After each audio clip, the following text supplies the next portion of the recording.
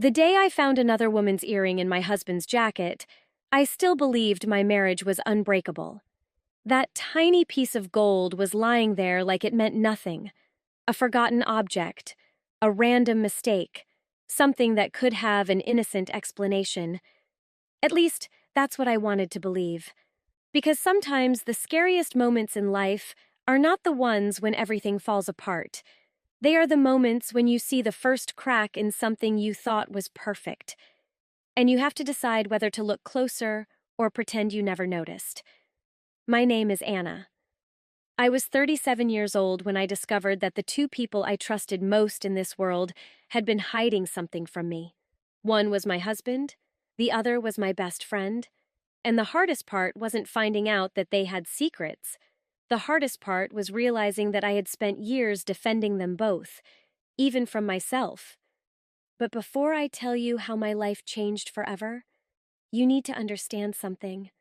For a long time, I really believed I had everything I had ever wanted. And that belief was the first thing I lost. I lived in a quiet neighborhood outside the city with my husband, Andrew, and our 16-year-old daughter, Lily. Our house wasn't huge. It wasn't the kind of place people would photograph for magazines. But it was ours. The small garden in the backyard had flowers that I planted myself. The kitchen table had scratches from years of family dinners. The hallway walls were covered with photographs of vacations, birthdays, and ordinary moments that somehow became precious. Looking at those pictures, anyone would have thought we were the kind of family that had figured life out. And maybe that was the problem. We looked happy. So I convinced myself we were. Andrew and I had been married for 14 years. He was the kind of man people naturally trusted. Calm, responsible, patient. At work, everyone respected him. At home, Lily adored him. He never missed her soccer games. He helped her with homework. He remembered small things that most fathers forgot, like the exact ice cream flavor she liked or the song she wanted played on her birthday. Sometimes I watched him with our daughter and thought, I'm lucky. And I meant it. But Andrew wasn't perfect. Nobody is. His weakness was that he hated difficult conversations. If something was uncomfortable, he avoided it. He believed silence could protect people. He didn't understand that sometimes silence creates bigger wounds than the truth. My weakness was different. I wanted everything to stay together, no matter what. I was the person who fixed problems before anyone noticed them, the person who smiled at family gatherings even when I was exhausted, the person who said, "It's okay," because admitting something wasn't okay felt like failure. Looking back now, I realize Andrew and I were similar in one dangerous way. We both thought we were protecting our family. We just didn't realize we were slowly destroying the honesty inside it. Then there was Olivia, my best friend, the woman who knew me better than anyone. We met when we were 21. Back then, we were completely different. I was organized, cautious, and always thinking about the future. Olivia was spontaneous. She would call me on a Tuesday night and say, "Pack a bag, we're going somewhere." I would laugh and ask, "Where?" And she would answer, "I don't know yet." That was Olivia. She brought chaos into my life. But somehow, it was the kind of chaos I needed. When I became a mother and started losing myself, Olivia was the person who noticed. One night, when Lily was only a few months old, I sat on my kitchen floor crying because I felt like I had disappeared. I wasn't Anna anymore. I was just someone's wife, someone's mother, someone who was always needed but never seen. Olivia sat beside me and said, "Anna, you know what your problem is?" I looked at her through my tears. "What?" "You forgot you're a person too." I laughed. Then I cried even harder, because she was right. That was Olivia. She always knew exactly what to say. She was the person I called when I had good news. She was the person I called when I had bad news. She knew my fears, my insecurities, the things I never admitted out loud. I trusted her completely. and that trust would become the most painful thing to lose. The first signs that something was wrong were so small that I almost ignored them. That's how these things usually happen. Not with dramatic moments, not with someone walking into the room and announcing a betrayal. It starts quietly. Andrew began working late more often. At first, I didn't question it. His company had taken on a major project, and I knew he was under pressure. Then the late nights became normal. He started bringing his phone everywhere, even around the house. One evening, he was sitting on the couch when his phone rang. He looked at the screen. For a second, something changed in his expression. Not happiness. Not surprise. Fear. Then he stood up and walked into the hallway. I watched him close the door. That was unusual. When he came back, I tried to sound casual. Everything okay? He smiled, too quickly. Yeah, just work. I nodded, but something inside me felt uncomfortable. Since when do you need privacy for work calls? Andrew looked at me for a moment. Then he said, People change, Anna. It was a simple sentence. 4 words. But for some reason, I remembered them. People change. I didn't know then that those words would come back to me again and again, because the truth was, I wasn't afraid that Andrew had changed. I was afraid he had changed without me. A few weeks later, Olivia started coming over more often.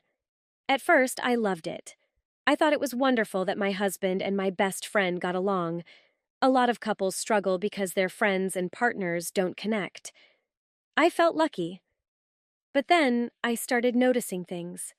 Small things. The way Andrew smiled when Olivia walked into the room. The way she knew his coffee order without asking. The way they sometimes shared a joke I didn't understand. I told myself it was nothing. After all, Olivia was like family. And Andrew loved my family. One evening, we were all having dinner together. Olivia was telling a story from work. Andrew laughed. Not just a polite laugh. A real laugh. The kind I hadn't heard from him in a while. For a strange moment, I felt like I was watching 2 people who belonged together. The thought came suddenly, and it scared me. I pushed it away immediately. No, I told myself. Not them. Because some suspicions feel impossible precisely because the people involved are the ones you trust the most. The night everything changed started like any other night. Andrew was asleep.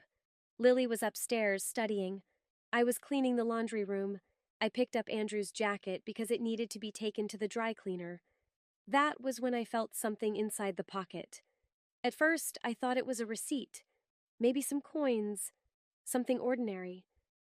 I reached inside and pulled out a small golden earring. I froze. I knew that earring. I had seen it hundreds of times. Olivia wore a pair exactly like it.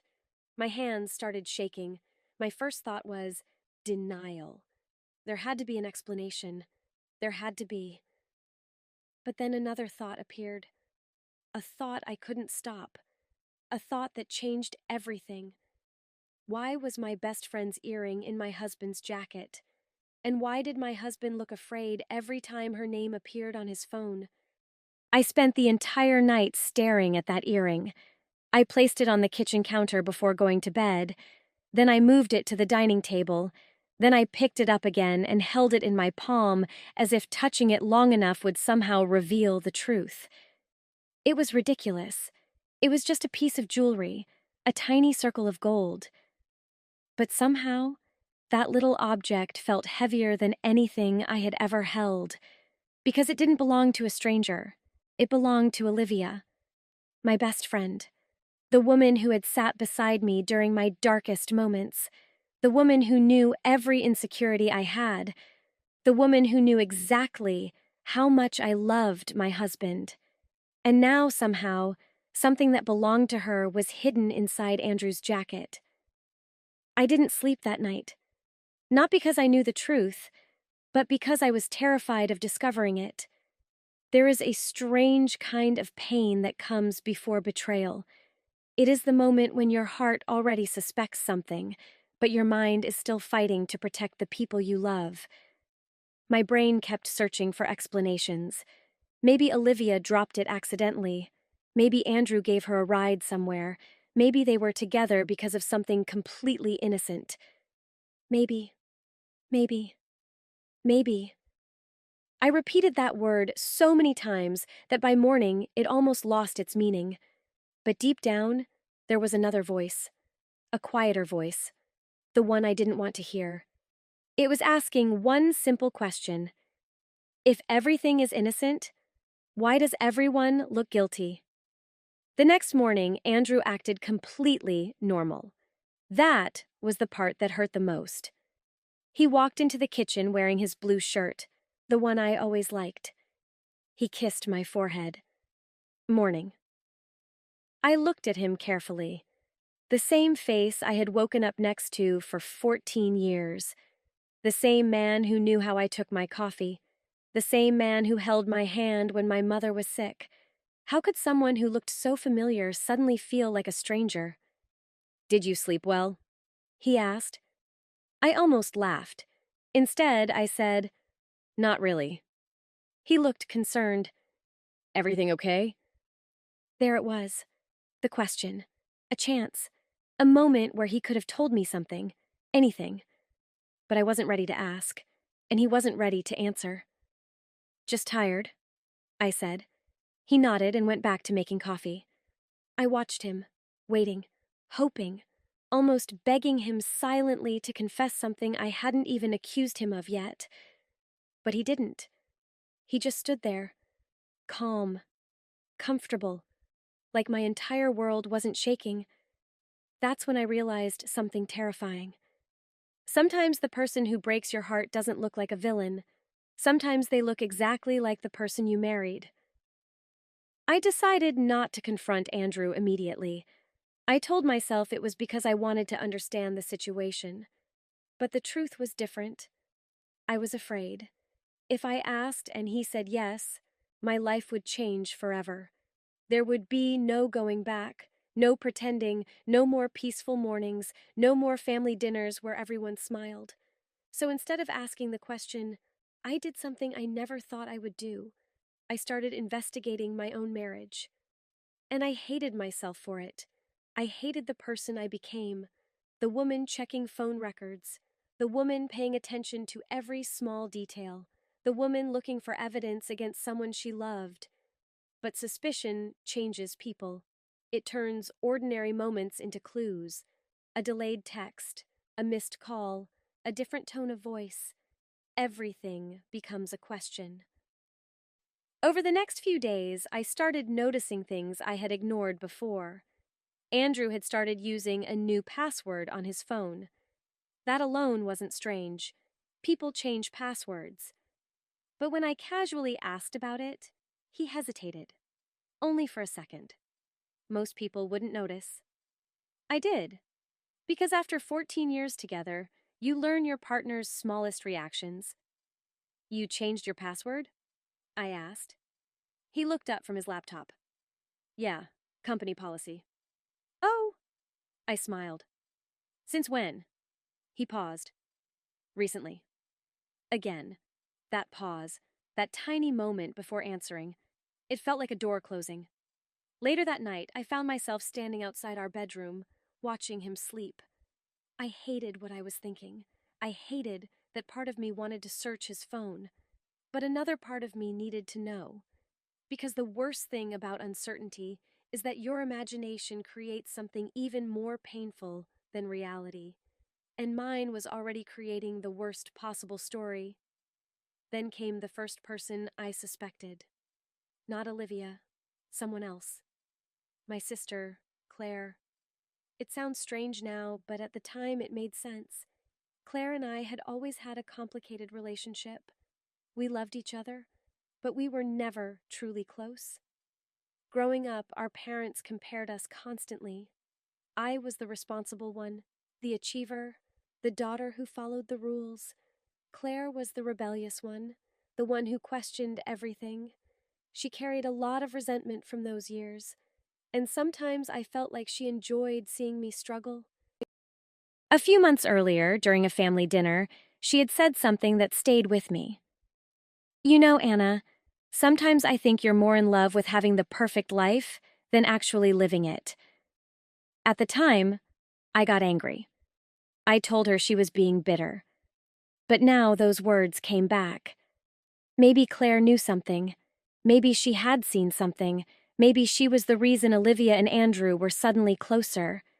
Maybe she wanted to prove my perfect life wasn't so perfect after all. The next day, I called her. Can we talk? She immediately knew something was wrong. What happened? I hesitated. Then I asked, have you noticed anything strange between Andrew and Olivia? There was silence. Not a normal silence. A meaningful one. My stomach tightened. You have, I whispered. Claire sighed. Anna. No. Tell me. She took a breath. I thought you knew. Those words hit me harder than anything else, because if Claire knew, who else knew? I met Claire at a small coffee shop near her apartment. She looked uncomfortable. That alone surprised me. Claire was never uncomfortable. She was the type of person who could argue with anyone. But that day, she kept looking at her hands. I don't know everything, she said. What do you know? She looked at me, and for the first time in years, I saw something in her expression that wasn't jealousy. It was guilt. Anna, I think you're looking at the wrong problem. I frowned. What does that mean? She shook her head. I mean, I don't think Andrew is having an affair. My heart stopped for a second. Then why does Olivia's earring end up in his jacket? Claire's face changed. Not surprise, recognition. Like she already knew about the earring. How do you know about that? I asked. She looked away. And that was when I realized something. Everyone around me seemed to know pieces of a story I was not allowed to read. Claire, I said quietly, what are they hiding from me? She didn't answer. Instead, she said something that made my blood run cold. Anna, before you accuse Olivia, you need to ask yourself one question. What question? Claire looked directly into my eyes. Why would your husband and your best friend risk destroying your life if they weren't trying to hide something bigger? I left the cafe more confused than before. I had expected jealousy, betrayal, an affair, something simple. But now there was another possibility, something worse. Maybe Olivia wasn't trying to take my husband. Maybe she and Andrew were connected by a secret that had nothing to do with love. And somehow, I was the only person who didn't know what it was. That night, I waited until Andrew fell asleep. Then I picked up his phone. My hands were shaking. I knew I was crossing a line. I knew I was becoming someone I never wanted to be. But I needed the truth. I entered the password. It didn't work. I tried again. Nothing. Then I remembered something. A date. A date only I would know. The day we first met. I typed it. The phone unlocked. And the first thing I saw wasn't a romantic message. It wasn't a confession. It was a conversation between Andrew and Olivia. One sentence that changed everything. Olivia had written, "We can't keep hiding this from Anna forever." And Andrew had replied, "I know, but if she finds out now, she'll never forgive us." My heart stopped, because suddenly I understood one thing. They weren't hiding something small. They weren't hiding a mistake. They were hiding something they believed would destroy me. But the question that haunted me was not what they were hiding. It was this. Why did my husband and my best friend think the truth belonged to them, and not to me? And not to— I read that message over and over again. "We can't keep hiding this from Anna forever." And Andrew's reply, "I know. But if she finds out now, she'll never forgive us. Those words burned into my mind, not because they proved what I had feared, but because they created a new fear. I had spent days believing the worst possible thing was happening. I thought my husband was betraying me. I thought my best friend was stealing something that belonged to me. I thought I was living inside a lie built by two people I trusted. But now I wasn't sure what the lie even was. And somehow, that scared me more. Because betrayal is painful. But confusion? Confusion makes you question everything. Your memories, your instincts, your entire understanding of the people around you. I sat there in the dark, holding Andrew's phone, feeling like I was holding a stranger's life in my hands. Then I heard footsteps. I froze. Andrew was standing in the doorway, half asleep, but awake enough to understand exactly what he was seeing. For a few seconds, neither of us spoke. Then he said quietly, "Anna." I put the phone down. My voice came out differently than I expected. Calm, almost empty. "How long?" His face changed. Not anger, not surprise, fear. "Anna, listen to me." "No." I shook my head. "Not this time. No explanations, no protecting me, no deciding what I can handle." He looked down, and that hurt more than if he had yelled, because his silence felt like an answer. "I found the earring," I said. His eyes closed, just for a moment, but I saw it. Recognition. He knew exactly what I was talking about. "Whose is it?" I asked. He didn't answer immediately. Then he whispered, "Olivia's." The room felt smaller. The air felt heavier. I waited for the next sentence, the one that would destroy me. But instead, Andrew said something I never expected. "I have never slept with her." I stared at him, almost angry. "Do you really think that makes this better?" "No." He swallowed. "I know how it looks." "How it looks?" I laughed. A painful, empty laugh. "You were secretly meeting my best friend. You were hiding messages from me. Her earring was in your jacket. Tell me, Andrew, what exactly am I supposed to think?" He had no answer. And for the first time in 14 years, I saw my husband completely broken. Not because he had been caught, because he knew he had failed me. "I wanted to tell you," he said. "When?" "When I understood everything." I stepped back. "That's the problem, Andrew." My voice shook. "You keep saying I wanted to tell you, but you never did." And then he finally said the sentence that changed everything. "Because the truth isn't about Olivia and me." I looked at him. "Then what is it about?" He took a deep breath. "Your father." I thought I had misunderstood him. "My father?" Andrew nodded. "After your father died, I found some documents in his office, things he had hidden." I stared at him. My father had been gone for 5 years. To me, he had been the man who taught me everything, the man who came to every school event, the man who held our family together. "You're saying my father had a secret?" Andrew looked away. "Yes." My stomach tightened. "What kind of secret?" Before he could answer, my phone rang. It was Olivia. I almost didn't pick up, but something inside me needed to hear her voice. I answered. Neither of us spoke for several seconds. Then she said, "You know." It wasn't a question. I closed my eyes. "Yes." A quiet breath came through the phone. "I'm sorry." Those 2 words made something inside me break. Not because they helped, because they confirmed she knew. "You knew I would find out." "Yes." "And you still kept lying." "I wasn't trying to hurt you." I almost screamed. "Do you understand how impossible that is to believe?" There was silence. Then Olivia said, "Meet me tomorrow, please." I wanted to refuse, but I needed answers. Not excuses. Answers. The next morning, I met Olivia at the same cafe where we used to spend hours talking. Funny how places don't change. Only people do. She looked different. Not physically, emotionally. The confident woman who always knew what to say was gone.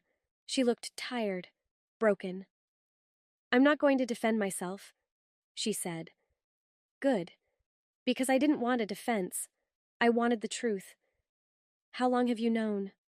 She looked down. "Almost a year." I felt my chest tighten. "A year?" She nodded. "I found out after my mother passed away." I frowned. "What does your mother have to do with my father?" Olivia reached into her bag and placed an old photograph on the table. My hands went cold. Because I recognized my father immediately. He was younger, maybe 30 years old, standing beside a woman I had never seen, and a little girl. A little girl who was Olivia. "No," I whispered. Olivia's eyes filled with tears. "My mother was your father's first love." I couldn't breathe. "My father would never—" "I know what you want to believe." Her voice cracked. I wanted to believe something different, too. She explained everything.